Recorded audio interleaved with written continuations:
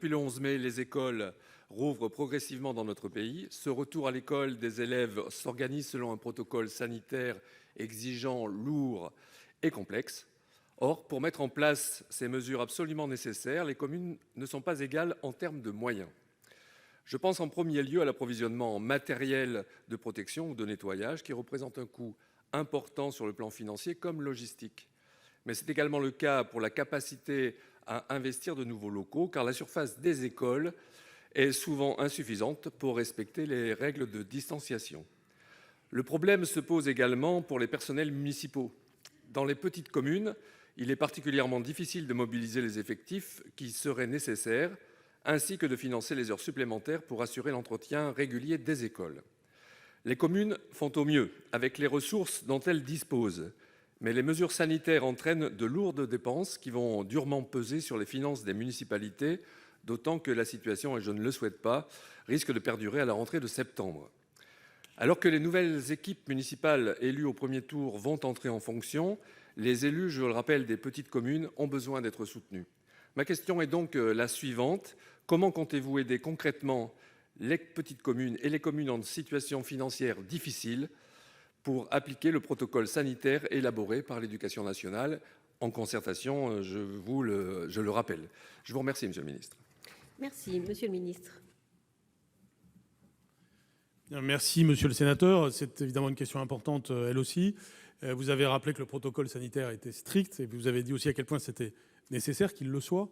J'entends parfois critiquer ce protocole, mais en réalité, nous aimerions tous ne pas avoir besoin d'une telle chose. Mais c'est évidemment incontournable et c'est cela qui nous permet de faire le déconfinement.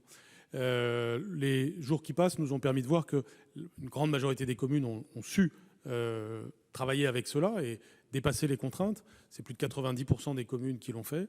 Et je veux encore une fois remercier les maires et leurs équipes qui, avec l'Éducation nationale, ont travaillé très fortement sur ces sujets. Et puis pour les quelques communes qui restent, donc moins de 10%, c'est souvent des communes rurales qui ont des difficultés pratiques, comme vous l'avez dit, et nous sommes là pour les aider. Quand je dis nous, c'est tout le monde d'une certaine façon, l'Éducation nationale, mais l'État en général, voire d'autres collectivités. Et c'est ce qui est en train de se passer sur le terrain. Et donc la première des aides, c'est cette aide-là, qui est une aide presque pratique, humaine, telle qu'elle est en train de se réaliser. Pour les surcoûts qui peuvent exister, il y a effectivement une réflexion sur ce point menée par Jacqueline Gourault en lien avec le ministre des Comptes publics, j'y faisais allusion tout à l'heure, de façon à évaluer les surcoûts. Il y a parfois eu des économies, reconnaissons-le, faites à l'occasion du confinement, puis des dépenses n'ont pas été faites.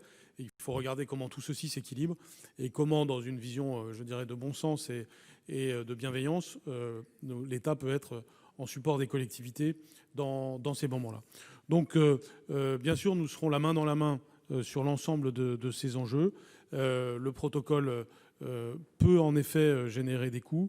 Il pourrait en générer en 2020-2021 et on doit en tenir compte dans le partenariat entre l'État et les collectivités locales.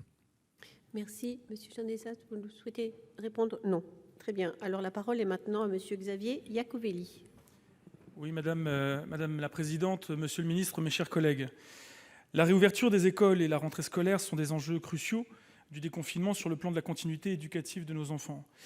Vendredi 8 mai, vous avez indiqué, Monsieur le Ministre, que la formule de classe par demi-groupe pourrait être reconduite en septembre et que l'enseignement à distance continuerait à être très important. Il s'agit en effet de concilier deux exigences, celle